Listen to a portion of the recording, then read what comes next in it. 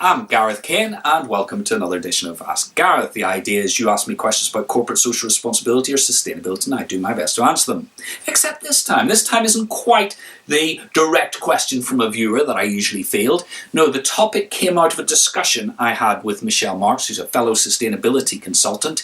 Her company's called Coral Mountain, and we had this discussion about small and medium-sized businesses. You see, Michelle works predominantly with small and medium-sized businesses. I have done in the past, but more recently I've been working with large corporates and large public sector organisations. So she was interested in my perspective of where the drivers come from, say, clients like that, down through the supply chain. So the following 3 points were the 3 things that came out of that discussion. First of all, SMEs may not feel those sustainability drivers directly. You know, I'm a micro business and I rarely, if ever, have to answer and justify the sustainability performance of my business to one of these large clients. And the reason is a very good one, is that if I'm working with a large manufacturing company, then the source of their raw materials is always going to have a much bigger impact and much bigger physical risks and much bigger reputational risks than one consultant sitting at their desk. So it doesn't make sense for that client to be analysing whether or not I take a disposable coffee cup or a reusable coffee cup onto the train with me because it's far too small. It's just negligible compared to those massive suppliers that make up the sort of 99% of their supply chain impacts. But the second point is that doesn't mean the drivers aren't there. They just might not be obvious.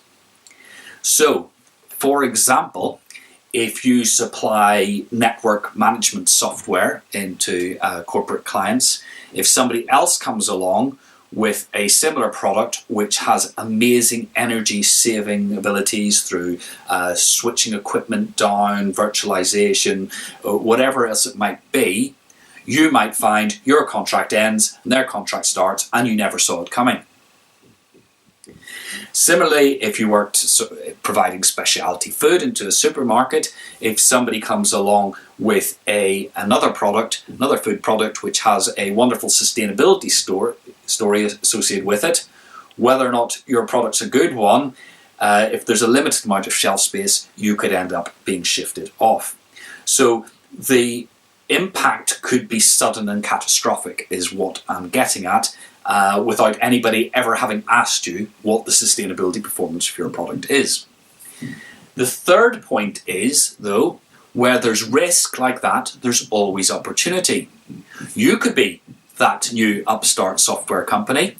You could be that new food company with a product, with a service, and you use that as competitive advantage to get into those big clients and disrupt the traditional supply chain.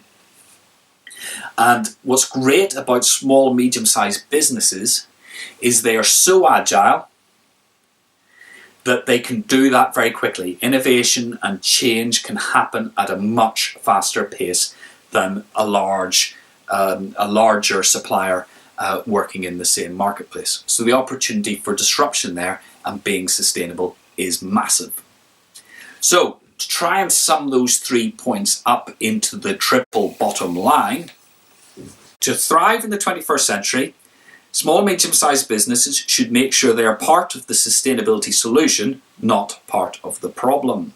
Okay, well, what do you think? If you've got any comments about that, do you agree? Do you disagree? Do you come under direct pressure from larger clients and customers to improve your sustainability performance as a smaller business? Whatever it may be, put it in the comments below the video here and I will answer every one.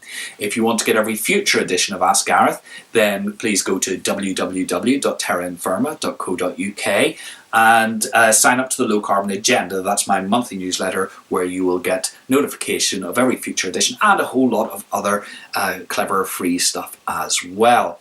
And never forget, whether you're making small incremental improvements to the environmental performance of your organisation or facilitating massive step changes towards sustainability, it all counts. You're making the world a better place and you should be proud of that. Till next time, goodbye.